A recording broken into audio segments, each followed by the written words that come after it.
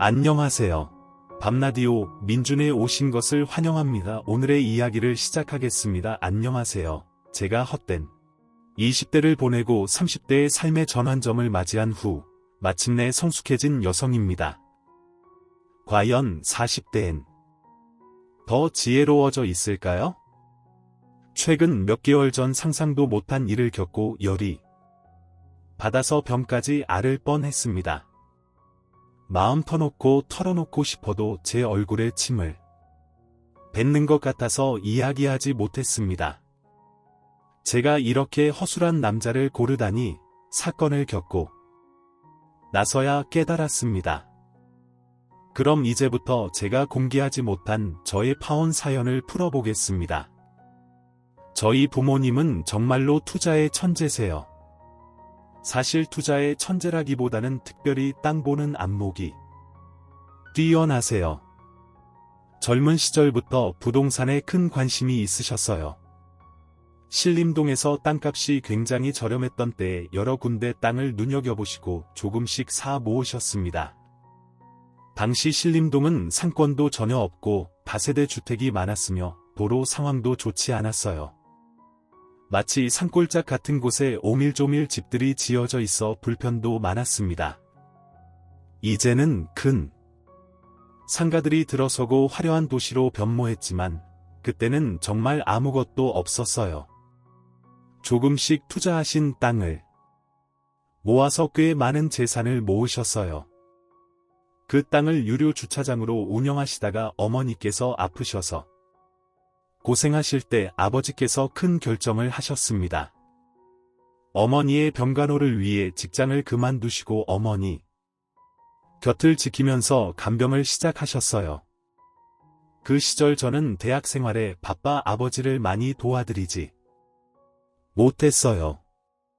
제가 다녔던 학교는 관악산 근처의 국립대학교라 한눈을 팔면 성적이 급격히 하락할 수 있는 환경이었어요.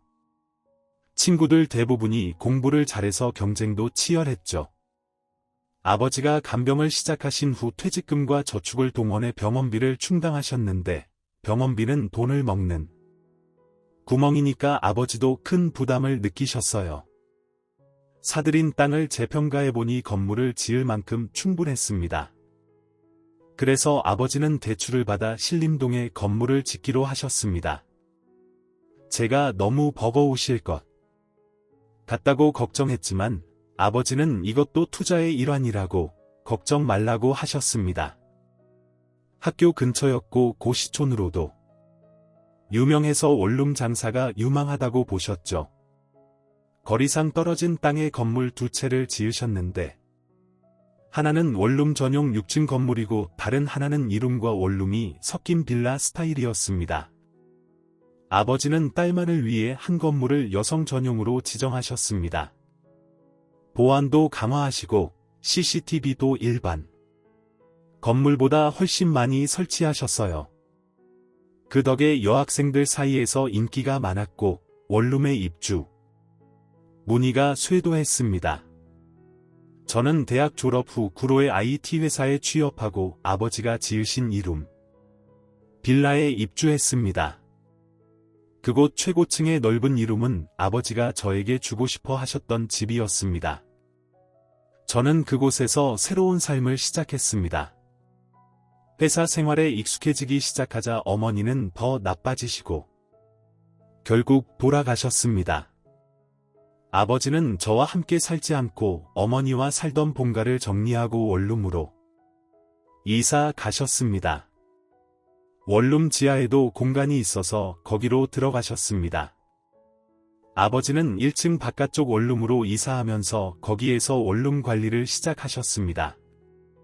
저와 같이 사는 게 불편할까 봐 따로 살기로 하셨습니다. 저는 함께 사는 게 낫다고 생각했지만 아버지는 혹시 제가 남자친구를 만나면 저 혼자 사는 게 편할 거라며 거절하셨습니다. 아버지는 원룸을 직접 관리하시면서 경비도 서시고 세입자들의 불편을 해소하시려고 수리도 직접 하셨습니다. 대학생들이 많이 사는 원룸촌이라 소소한 수리가 잦았습니다. 전구 교체나 수도관이 막히면 직접 뚫어주기도 하셨어요. 세입자들에게는 두 번째 아빠가 생긴 기분이 들게 해주고 싶다며 굳은 일도 마다하지 않고 시간에 상관없이 세입자들을 도와주셨습니다. 때때로 지하철역에서 원룸까지 오는 골목길이 위험하다며 밤마다 직접 지하철역으로 마중 나가 주시기도 했어요. 그 덕에 세입자들과의 관계가 좋게 유지되었고 대학을 졸업할 때까지 저희 원룸에서 떠나지 않는 사람들도 많았습니다. 다른 원룸보다 건물이 신식이고 보안도 철저하다 보니 월세가 비싸긴 했지만 공실이 없을 정도로 인기가 많았어요. 그래서 공인중개사분들이 신임 여학생이 집을 구하면 아버지께 공실이 있는지 따로 연락할 정도였습니다. 아버지는 차곡차곡 월세를 모아 대출금을 다 갚으셨고 남은 땅의 원룸을 더 지을까 고민하셨습니다. 아버지의 원룸이 친절하고 좋다고 소문이 나서 많은 사람들이 원룸을 더 늘리라고 권유하셨던 거죠. 혼자 사는 여학생들이 꼭 딸같이 느껴진다며 아버지는 그들에게 온 정성을 다하셨습니다. 크리스마스 시즌이 되면 각 집마다 케이크를 돌리고 방학 중에는 월세를 조금 깎아주시기도 했어요. 학생들이 방학 동안 본가에 내려가 집이 비어 있으니 월세를 다 받기가 부담스럽다고 하셨죠. 세입자들도 아버지를 아빠라고 부르며 따뜻하게 대해주었고 그들의 부모님도 아버지께 잘해주셨어요. 원룸 특성상 건물에 35가구 정도가 들어올 수 있었는데 그들이 모두 아버지의 노력 덕에 만족하며 살았습니다. 너무 아버지 자랑을 늘어놓았죠. 사실 하고 싶은 이야기는 따로 있는데 아무튼 저는 자랑스러운 아버지를 너무나 사랑합니다. 다른 집은 아버지와 딸 사이가 서먹하다지만 어머니가 오랫동안 병을 앓으신 덕에 아버지와 저는 남다른 끈끈함을 가졌습니다. 세월이 흘러 제가 32살이 되었을 때 사건의 전조가 시작되었습니다. 그때 저는 회사에서 대리로 열심히 일하고 있었어요. IT 기업의 특성상 하루 종일 컴퓨터만 들여다보고 잘못된 소스를 찾아내야 하는 직업이라 피로도가 남달랐습니다. 돈은 많이 벌지만 건강에 해로운 직업이었죠. 무료한 일상에 빠져 하루 종일 컴퓨터만 들여다보고 틈틈이 책을 보며 지내고 있었어요. 그런데 대학 동창이 갑자기 연락을 해서는 소개팅을 해볼 생각이 없냐고 묻더군요. 저는 당연히 거절했습니다. 일이 바빠서 매일 야근하는데 남자를 만날 시간이 어디 있겠어요? 하루빨리 과장을 달고 싶은 마음에 누구보다 열심히 일하고 있었기 때문에 연애할 생각도 전혀 없었죠.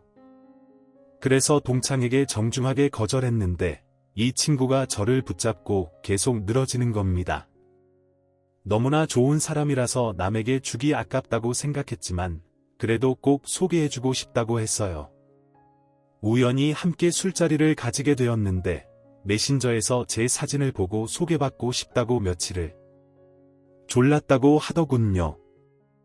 그 친구도 피곤하다며 한 번만 만나달라고 애걸복걸하는데 그냥 넘어갈 수가 없었어요. 왜냐하면 대학 시절에 조별 과제에서 저를 많이 도와줬었거든요. 계속 부탁하니까 저도 거절할 핑계가 없어서 한 번만 만나보겠다고 했습니다. 소개팅 상대는 S기업에 다닌다고 했어요. 그 회사가 정말 큰 대기업이잖아요. 저는 전문 기업으로 빠지느라 대기업 산하에 있는 회사에서 일했거든요. 물론 소속으로 따지면 저도 대기업이긴 했지만 본사 직원과는 또 다른 느낌이죠. 정말 괜찮은 사람이라는 말도 있었고 승진도 빠르다며 미래를 생각하면 이런 남자를 만나야 한다고 친구가 칭찬을 아끼지 않더라고요. 저도 솔직히 마음이 흔들렸어요. 한 번만 만나보고 별로면 두 번은 안 만난다고 단단히 마음먹고 소개팅 자리에 나갔습니다. 첫 인상은 그냥 평범했어요. 우리 회사에서도 자주 볼 수 있는 외모였죠. 정말 평범함 그 자체였어요. 다만 회사 사람들처럼 배부른 건 아니라는 게 유일한 위안이었죠. 그 나이에 운동도 안 하고 술만 마셔서 배 나온 사람이 얼마나 많은지 다들 아시잖아요? 배가 없다는 사실이 안도감을 주긴 했지만 웃음을 참으며 밥을 먹었습니다. 그런데 식사 매너가 꽤 좋더라고요. 남의 음식을 탐내지 않고 깔끔하게 먹는 모습이었어요. 그것만으로도 플러스가 되었는데 이 사람이 은근히 유머 감각도 있더라고요. 툭툭 던지는 말이 어찌나 웃기던지 오랜만에 그렇게 웃으면서 밥을 먹었어요. 대화도 잘 통하고 전문 분야에 대한 이야기가 나오는데 용어도 잘 알고 있더라고요. 전공도 아니고 그 분야에서 일하는 것도 아닌데 대화가 잘 통해서 물어보니 저를 만나고 싶어서 공부했다고 하더군요. 그런 모습들이 다 플러스가 되면서 평범한 얼굴이 장점처럼 보였어요. 못생기지 않고 평균인 얼굴이 얼마나 다행인가 싶더라고요. 못생겼으면 밥 먹기도 싫었을 텐데 하면서 저 스스로를 다독였어요. 대기업 다닌다고 해서 은근히 저를 무시하거나 잘난 척할 줄 알았는데 그런 게 전혀 없었어요. 오히려 저를 그 어려운 컴퓨터 언어를 다룬다며 칭찬해 주더라고요. 우리 회사 사람들은 여자가 일만 하고 사근사근한 맛이 없다며 깎아내리기 바빴는데 말이죠. 제 전문 분야도 아닌 사람이 저를 위해 이 정도로 공부도 하고 저를 추켜 세워주는데 누가 호감을 안 가질 수 있겠어요? 자연스럽게 소개팅남과 다음 만남 약속을 잡고 집으로 돌아왔습니다. 그날부터 매일 아침마다 빠짐없이 저에게 문자를 보내주는데 얼마나 센스 있게 날씨까지 알려주는지 몰라요. 오늘 오후에 비가 온대요. 우산 꼭 챙기세요. 라고 보내주는데 맞춤법도 하나 틀리지 않고 온점까지 정확하더라고요. 요즘 맞춤법 틀리는 사람들 정말 많잖아요. 얼마 전 회사 사람이 모르는 개 산책 이라고 메신저에 보내서 모르는 개를 왜 산책시키지? 하고 놀랐었거든요. 그런데 그게 모르는 개 산책이란 뜻이었어요. 그날 얼마나 충격을 받았는지 정말 말로 표현하기 힘들어요. 그 이후로 애프터를 3번 더 받아서 데이트를 했는데 시간이 지날수록 단점은 보이지 않고 장점만 보이더라고요. 딱 자기 연봉에 맞는 차를 끌고 다니고 명품에 빠져 사치스러운 남자도 아니었어요. 물론 저도 대충 대기업에 다니니까 서로의 연봉이 가늠이 되잖아요. 그 남자도 제 행색을 보고 뭔가 느꼈겠죠. 하지만 우리 아버지가 건물을 2채 가지고 있다는 이야기는 하지 않았어요. 요즘 조물주 위에 건물주라는 말도 있고 아버지의 재산이 마치 제 것처럼 보일까봐 일부러 말하지 않았습니다. 어머니께서 돌아가시고 받은 보험금과 원룸 월세 받은 걸로 대출금을 다 갚아서 아버지의 온전한 건물이긴 하지만 아버지도 허튼데 돈 쓰는 분은 아니세요. 항상 검소하게 돈을 모으고 투자에만 화끈하셨던 분이라 굳이 긁어 부스럼 만들 필요 없다고 생각했어요. 보통 건물주라고 하면 외제차 끌고 명품 휘감는 사람으로 오해하잖아요. 우리 아버지는 10년째 같은 구두를 신고 다니시고 밑창이 다 드러나도 수선 맡기면서 오래 쓰시는 분이세요. 딴 마음 먹고 들이대는 건 제가 거절이니까 꽁꽁 숨겼어요. 그럼에도 불구하고 그는 제 모습을 그대로 사랑해줬어요. 저는 그걸 느끼고 갑자기 타오른 사랑을 주체하지 못해 우리는 뜨거운 연인이 되었습니다. 그때부터는 다른 연인들처럼 주말마다 데이트하느라 바빴어요. 30 넘어서 놀이동산에 가서 교복 입고 데이트를 했을 때 서로를 보고 얼마나 웃었는지 몰라요. 12년 만에 입어보는 교복이 그렇게 어색하고 이상하더라고요. 예전에는 매일같이 입던 교복인데 세월이 흐른 게 정통으로 느껴졌다고나 할까요? 데이트하면서 서로의 가족 이야기도 하고 어머니가 돌아가신 이야기도 털어놓았어요. 남자친구는 여동생이 하나 있는데 아직 고등학교 3학년이라고 14살 차이 나는 동생이라고 하더군요. 중학교 1학년 때 갓난아기가 동생이라며 집에 들어왔는데 너무 이상했다고 해요. 어머니의 배부른 모습을 봤는데도 믿기지 않아서 처음엔 받아들이기 힘들었다고 했어요. 그때 예뻐해주지 못했던 게 미안해서 지금은 둘도 없이 잘 챙긴다고 했어요. 사진을 보니 너무 귀엽고 예쁘더라고요. 뽀샤시한 모습이었어요. 제가 남자친구에게 외모는 동생이 다 가져간 것 같다. 너무 예쁘다고 장난쳤어요. 남자친구도 웃으며 동의하면서 공부도 잘해서 강남 학원에 다니는데 누가 책할까봐 무섭다 고 했어요. 그러면서 저에게 관악산을 끼고 있는 국립대 출신 아니냐고 묻길래 그렇다고 하니 동생의 목표가 거기라고 했습니다. 나중에 후배가 될 수도 있으니 공부하는 방법을 알려달라고 조만간 한번 보자고 했어요. 공부를 놓은 지 10년이 넘었는데 뭘 가르쳐줄 수 있을까 싶었지만 여동생과 친해지고 싶은 마음에 알겠다고 했어요. 남자친구는 여동생에게 딱 하나 단점이 있다고 했어요.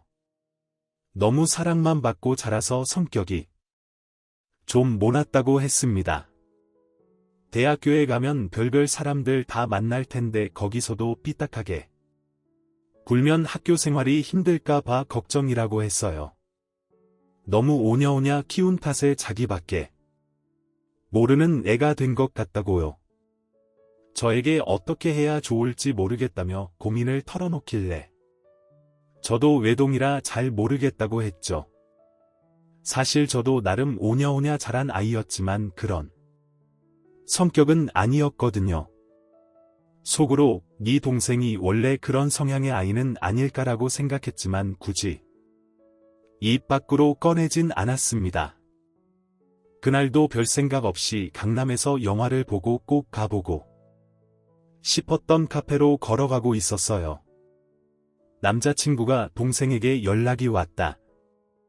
지금 학원이 끝났다는데 같이 카페에 갈까? 라고 물어봤어요. 평소에 궁금하기도 했고 한 번쯤 얼굴을 익히는 것도 나쁘지 않겠다 싶어서 같이 가자고 했습니다. 역 앞에서 기다리니 저 멀리서 누가 오빠 하면서 달려오더라고요. 옆에 있는 저는 보이지도 않는지 남자친구만 보면서 달려오는데 사진에서 봤던 얼굴이랑 똑같았어요. 오밀조밀 예쁘게 생긴 게 봐도 이쁨만 받고 잘한 티가 나더라고요. 저를 보면서 웃으면서 안녕하세요 하고 인사를 하는데 인사성도 은근히 밝은 데라고 생각했지만 그건 아주 잠시였습니다. 인사가 끝나기 무섭게 남자친구 팔짱을 딱 끼고는 둘이 막 성큼성큼 가더라고요. 제가 가고 싶었던 카페의 방향이 아니라 이상한 데로 가길래 어딜 가냐고 물어보니까 여동생이 저를 보면서 제가 자주 가는 곳 있어요 이러더라고요. 남자친구가 미안해하면서 다음에 다시 오자고 하길래 기분이 조금 상했지만 여동생을 만나는 자리니까 제가 양보했습니다. 그렇게 카페에 가서 주문을 하려는데 남자친구가 가서 주문하고 오겠다며 앉아 있으라고 했어요.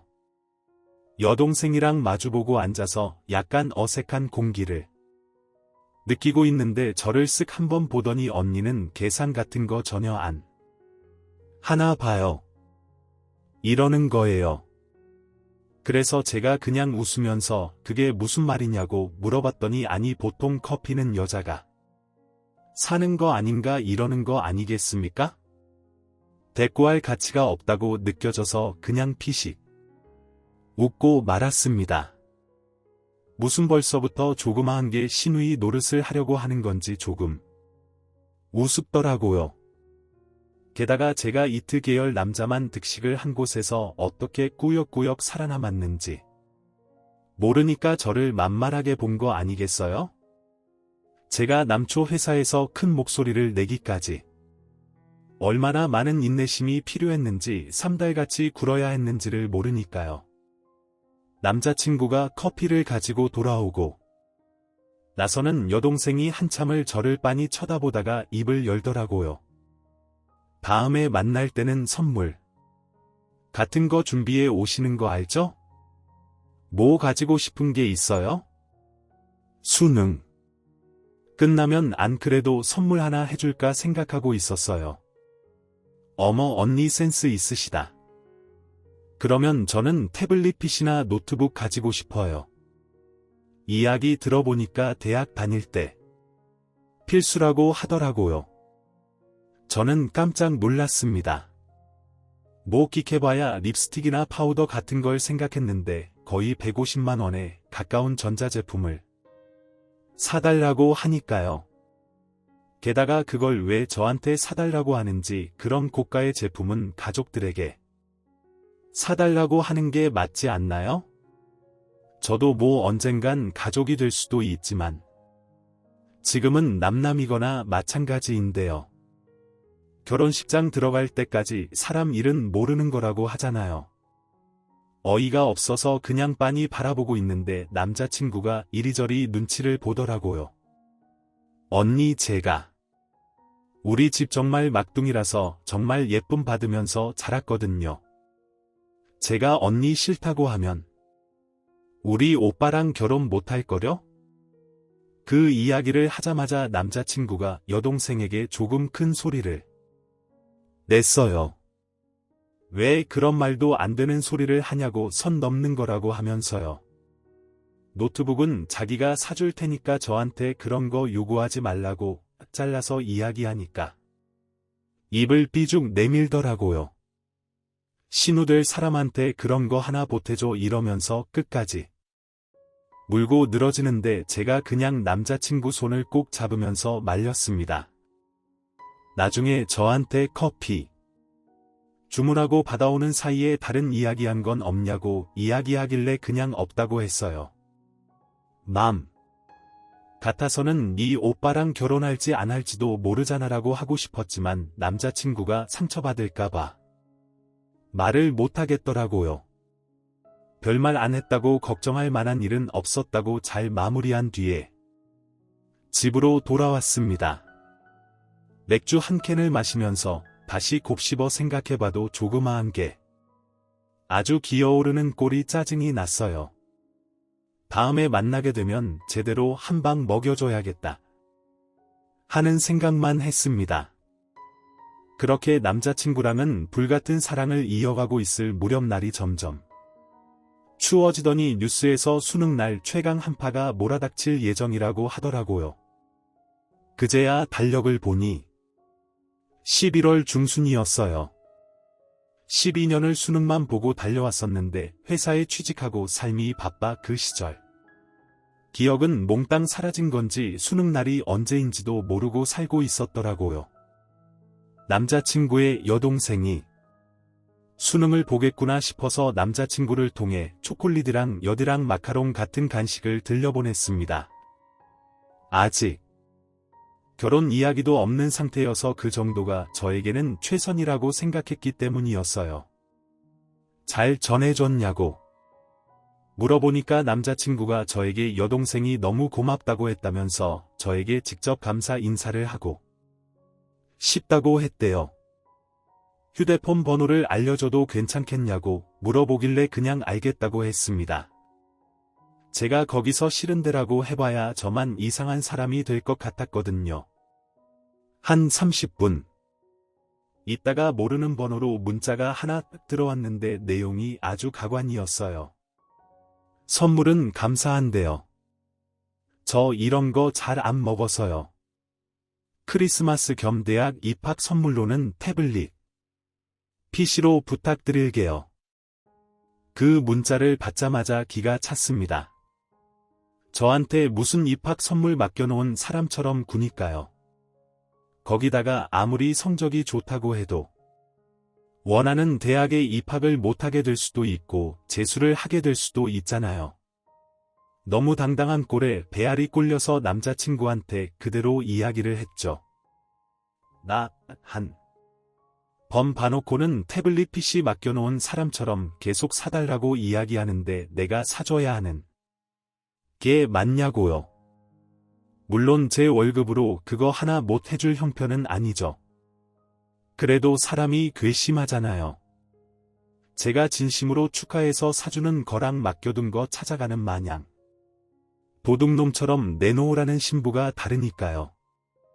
그랬더니 남자친구가 상상도 못했던 일이었는지 무척 당황해하면서 자기가 알아서 하겠다고 했어요. 그러면서 저에게 여동생에게 바로 문자가 와서는 심통을 부리는 거예요. 우리 오빠한테 뭐라고 일렀길래 오빠가 화를 내고 그래요. 언니 우리 오빠랑 결혼 생각 없나 봐요. 두고 봐요. 결혼 생각은 누구 덕에 자꾸 사라지네요. 저는 그 문자를 보내놓고 여동생의 번호를 차단해버렸습니다. 제가 뭐라고 저한테 그런 소리를 해대는지 너무 어이가 없었으니까요. 남자친구는 저에게 계속해서 사과를 했고 일단 저는 받아주었어요. 여동생 때문에 이 사람과 헤어지자니 제 마음이 너무 깊었던 거죠. 그렇게 한파가 지나가고 대학 입시 합격 발표가 났는데 여동생이 정말 제 학교 후배가 되었더라고요. 집에서 학교까지 거리가 좀 있다면서 자취를 하려고 하는데 제가 신림동에 살고 있으니까 어디가 좋겠냐고 물어보더라고요. 제가 살고 있는 건물은 평수가 조금 커서 월세 내기가 벅찼는지 원룸으로 추천해달라고 했어요. 때마침 졸업 시즌이기도 하고 그래서 이 동네의 원룸이 와르르 빠질 때라 방 많을 거라고 천천히 알아보라고 했습니다. 저보고 같이 돌아다녔으면 좋겠다는 식으로 이야기하는데 여동생 보기가 싫어서 바쁘다고 거절했어요. 그래도 대충은 좋은 건물이 있는 곳을 알려줘야겠다 싶어서 몇 개의 동네를 추천해 주었습니다. 보안 업체를 끼고 CCTV가 많이 달려있는 원룸이 좋을 것 같다고 말도 해주고요. 당연히 저희 아버지 원룸은 말도 안 해줬어요. 월세 깎아달라고 할 게 뻔해 보이니까요. 귀찮은 건 싫었거든요. 며칠 뒤에 남자친구가 제 덕에 좋은 원룸을 계약했다면서 겸사겸사 밥이나 먹자고 동네에 와 있다고 하더라고요. 집 앞 근처라는데 거절하기도 좀 그래서 소화제 하나 챙겨들고는 만나러 나갔습니다. 당연히 여동생도 함께 있었어요. 대학 입학한 게 신이 났는지 저한테 웬일로 살갑게 굴면서 언니 하더라고요. 그러더니 슬쩍 저한테 언니 이거 어때요? 하고 사진을 보여주는데 태블릿 PC더라고요. 태블릿 PC 논쟁은 이미 끝난 줄 알았는데 다시 시작인가 싶어서 머리가 지끈거렸습니다. 그래서 저도 그냥 몸이 건조하게 이 모델 내가 쓰고 있는데 괜찮다고 성능 좋다고 대꾸하니까 남자친구가 옆에서 또 여동생한테 뭐라 하더라고요. 지네 오빠한테 사달라고는 안 하면서 왜 나한테 이걸 꼭 받아내겠다고 저 모양 저 꼴로 구는지 짜증났어요. 밥을 먹는 내내 어떻게든 제 흠을 잡고 싶은지 이것저것 물어보더라고요. 언니는 혼자 살게 된 지 얼마나 됐냐? 혼자 살면서 남자 많았겠다. 언니 살림은 잘하냐? 혼자 산 지 오래됐는데도 못하면 사람 아닌 거지 뭐. 언니 태블릿 PC로 뭐 하냐? 그냥 유튜브 보고 할 거면 자기 주면 안 되냐? 그런 이야기들이 대꾸하기도 귀찮아서 묵묵히 밥만 먹고 있으니까 남자친구만 계속 좌불안석이고 그날 아주 기분 나쁜 만남 이후에 여동생과는 또 한동안 마주칠 일이 없었어요. 그렇게 봄에 끝자락이 찾아왔고 남자친구는 대학 생활에 빠져있는 여동생의 자취방을 꾸며주느라 한동안 바빴습니다. 그런 와중에 저희가 만난 지 1년이 넘었으니까 남자친구네 부모님께서 저를 보고 싶어 한다면서 은근히 운을 뗐어요. 서로 경제 능력도 되고 집 구하는 것도 문제가 되지 않으니 결혼 이야기를 할 때가 됐다고 생각한 거겠죠. 그래서 저도 알겠다고 하고 오랜만에 아버지를 만나러 갔습니다. 남자 쪽에서 그런 이야기가 나왔으니 아버지에게도 알려드리는 게 당연하다고 생각했으니까요. 그런데 아버지의 얼굴이 많이 상해 있으셨어요. 불과 2달 전에 만났을 때만 해도 이 정도는 아니었던 것 같은데 어디 아프신 곳이 있나 걱정이 되었죠. 그래서 무슨 일 있냐고 여쭈어 보니 요즘 힘들어 죽겠다고 하시는 거예요. 원룸을 관리하시면서 죽겠다는 이야기는 한 번도 하신 적이 없으셨었는데 그러더니 아버지께서 1년만 참으면 된다고 하시더라고요. 세입자한테 무슨 문제가 있냐고 바로 여쭈어 봤죠. 원룸 특성상 2년 계약은 잘 안 하고 보통 1년씩 계약을 많이 하거든요. 그러니까 이번에 새로운 세입자들이 입주를 많이 했는데 그중 한 집이 좀 말썽이라고 하시더라고요. 벽지도 멀쩡한데 곰팡이 냄새 나는 것 같다고 도배도 새로 싹 해달라고 하고 뭐가 마음에 안 들고 저게 불편하다 하고 귀찮게 군대요. 전구 갈아 끼우고 하수구 뚫어주고 하는 건 다른 집들도 다 해주는 일이니까 그냥 묵묵히 도와줬는데 벌레를 잡아달라고 부른대요. 모기나 파리 같은 것도 다 잡아달라고 전화를 해서 귀찮게 한다는 거예요. 그래서 제가 미친 거 아니냐고 그런 걸 왜 해주냐고 전화를 받지 말라고 했죠. 그랬더니 아버지께서 딸이라고 생각하니까 무시를 할 수가 없다고 하시면서 저에게 왜 보자고 했냐고 물어보시는 거예요. 그제야 생각이 나서 남자친구네 부모님께서 저를 보고 싶어 하신다고 아빠한테도 소개해주고 싶다고 이야기를 했습니다. 자기가 미리 봐서 뭐 하겠냐고 결혼하기로 하고 나면 그때 보여주라 해서 알겠다고 했죠. 아빠랑 맛있는 밥까지 든든하게 먹고 그 주 주말에 남자친구네 부모님을 만나러 갔습니다. 그런데 그 자리에 꼴배기 싫은 여동생도 와 있더라고요. 인사부터 시작해서 이런저런 대화를 나누다가 대학 이야기 나왔어요. 예비 시부모님은 예비 신우의 대학에 자부심이 있어 보였고 저도 그 학교 출신이라고 하니 너무나도 좋아하셨습니다. 자취하는 동네도 비슷하던데 미리 친해지면 좋겠다. 참 야무지게 생겼다면서 저를 벌써부터 며느리 취급을 해주셨어요. 그런데 제 이야기 위주로 돌아가는 그 자리가 싫었던 건지 철없는 예비 신호가 분위기를 확 깨더군요. 근데 언니네 엄마는 왜 돌아가셨어요? 저한테는 아픈 이야기인데 저런 이야기를 아무렇지 않게 물어보는 게 솔직히 선 넘는 짓이라고 생각했어요. 그게 왜 궁금한데요? 아니 뭐 가족력이 있을 수도 있으니까요. 그런데 웃긴 게 예비 신호가 저런 이야기를 하는 동안 말리는 사람이 하나도 없었다는 겁니다. 그래서 저도 참지 않고 이야기를 했죠. 한 방 먹이고 싶다고 예전부터 생각해 왔으니까요. 아가씨 들창코인 건 왜 그렇게 생겼어요? 가족력이에요? 이러면 기분 안 나빠요. 예비 신우의 얼굴이 예쁘게 생기긴 했는데 정면에서 봐도 콧구멍이 보일 정도로 살짝 들찬 코였거든요. 수능 끝나자마자 계속 코 수술하고 싶다고 노래를 불렀다는 걸 예비 신랑에게 들어서 알고 있었어요. 예비 15회 반대로 코 수술을 못하고 있다고 들었는데 제가 딱 건드리니까 그 자리에서 갑자기 울고 불고 난리가 난 거죠. 예비 신랑이 일어나자고 하길래 저는 아무렇지 않게 인사를 드리고 일어났습니다. 그랬더니 예비 신랑이 저한테 신우가 철없이 굴긴 했는데 거기서 저까지 꼭 그래야 했냐고 질책을 하더라고요. 지금 누구 편을 드는 거야? 나는 딱 한마디 했거든. 우리 엄마 걸고 넘어지는 거 절대 못 참는다고 차라리 결혼하지 말자고 했어요. 그랬더니 예비 신랑이 놀래가지고 그런 거 아니라고 자기가 따끔하게 혼내겠다고 헐레벌떡 이야기를 하는데 믿을 수가 없죠. 제가 결혼 다시 생각해보겠다고 하고 화가 나서 집에 돌아왔습니다. 근데 예상치 못하게 예비 시모가 연락이 온 거예요.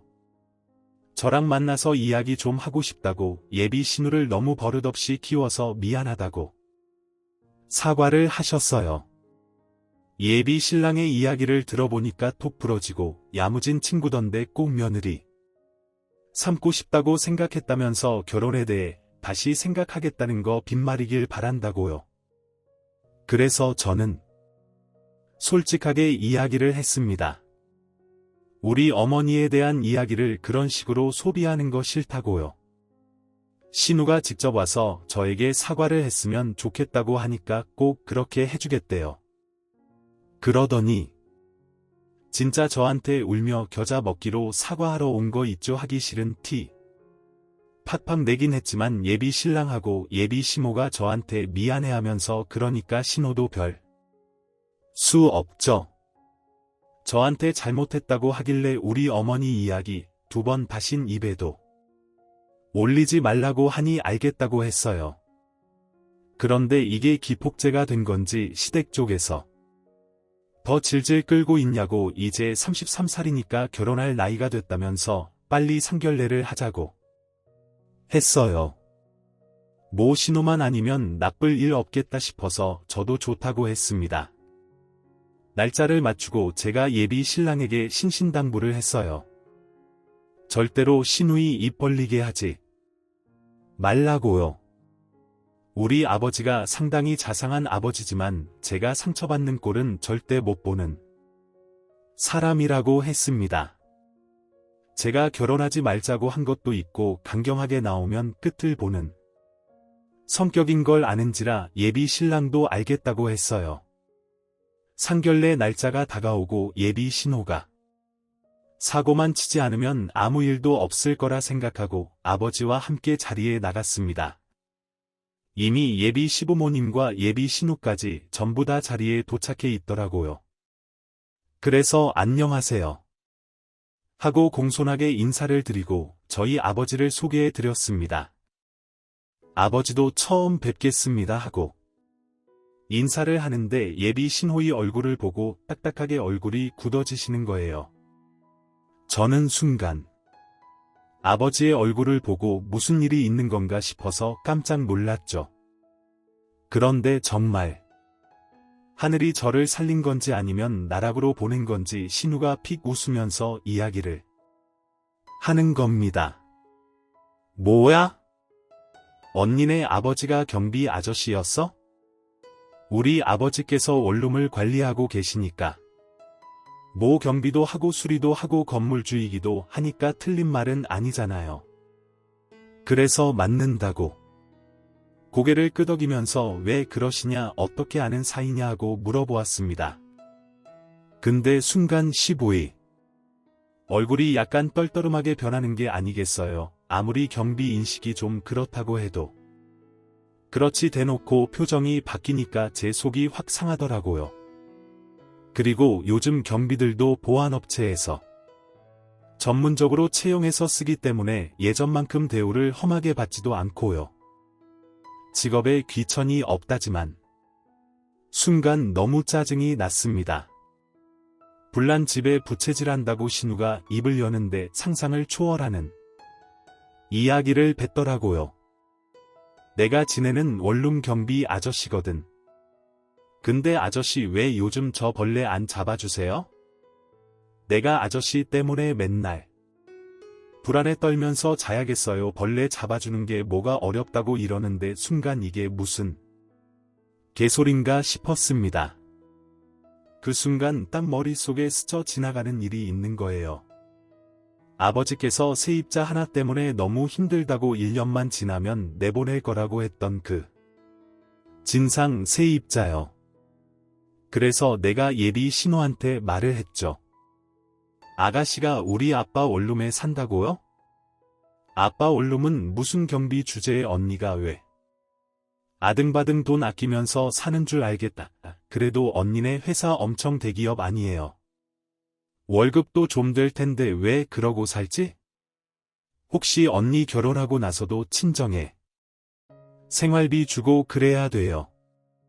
저한테 입꼬리 살짝 올려가면서 말하는데 주먹이 부들부들 쥐어지더라고요.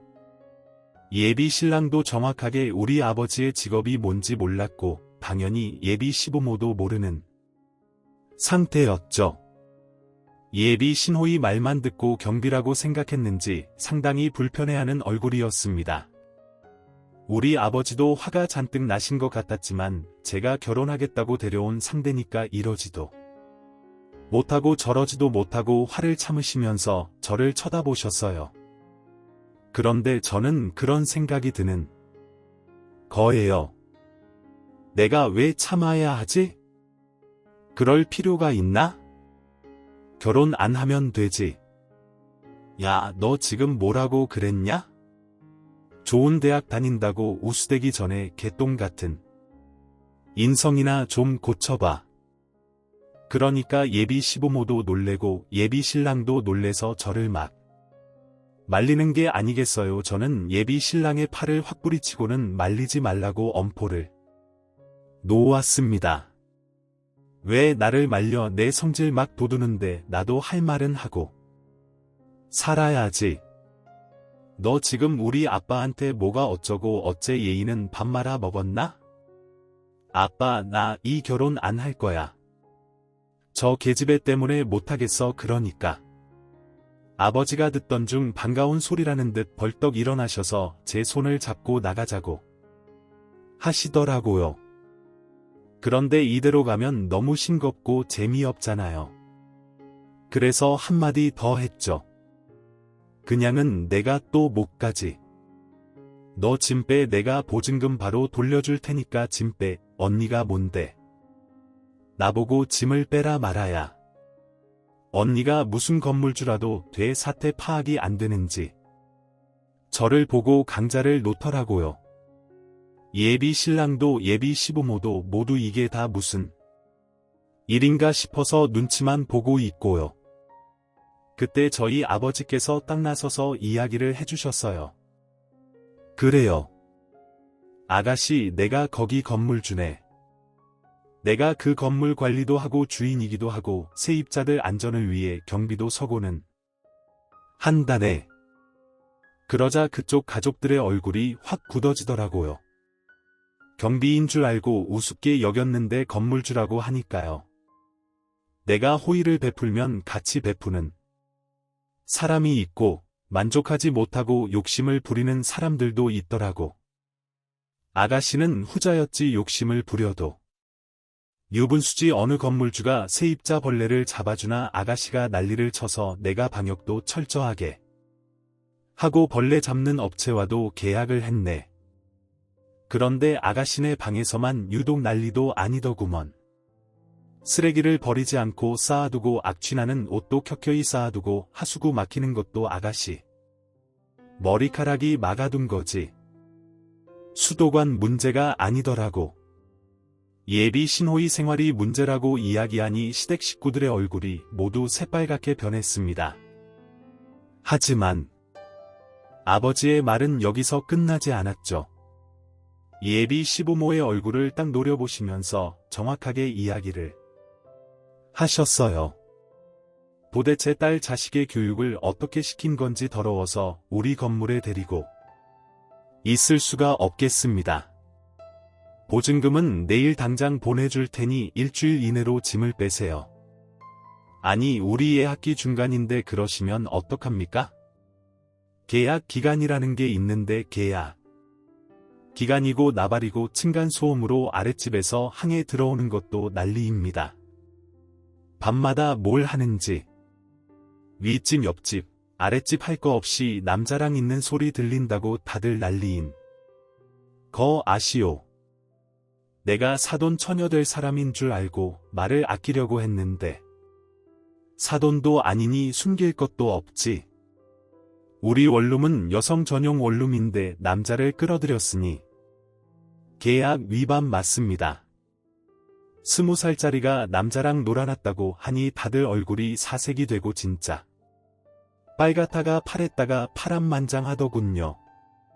우리 아버지한테 예비 시부가 건물주 갑질 아니냐고 하는데 아버지께서는 태연하게 계약 위반이라고 하셨어요. 원하시면 건물 입구 CCTV랑 출입기록 다 떼어드리겠다고. 남자랑 들어간 영상이면 되겠냐고 말씀하셨죠. 물론 다른 집도 남자친구를 데려오긴 하지만 그냥 눈 감아주시곤 하시거든요. 하지만 이 못된 계집애는 절대로 봐줄 수 없다 이런 생각을 하신 듯 했어요.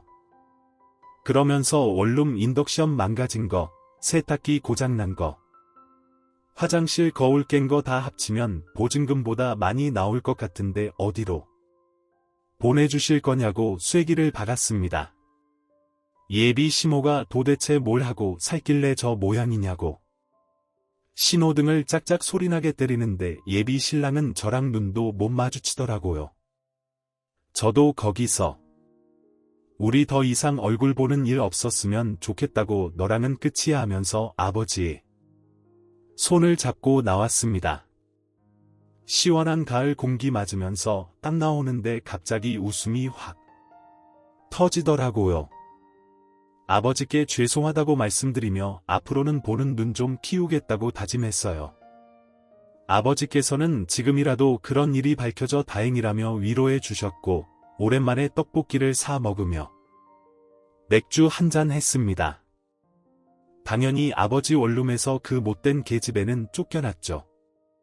아버지께서 인근 원룸 주인들과 부동산의 진상이라고 소문을 내신 덕분에 그 사람은 근처에서 좋은 방을 구하지 못했다고 들었어요.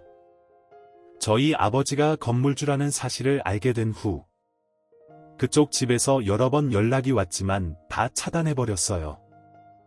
그 이후에 저는 과장으로 승진했고 지금은 좋은 사람을 만나서 알콩달콩 연애 중입니다. 한 번의 실패로 두렵긴 했지만 이번 사람은 정말 좋은 사람이라 믿고 의지하고 있어요.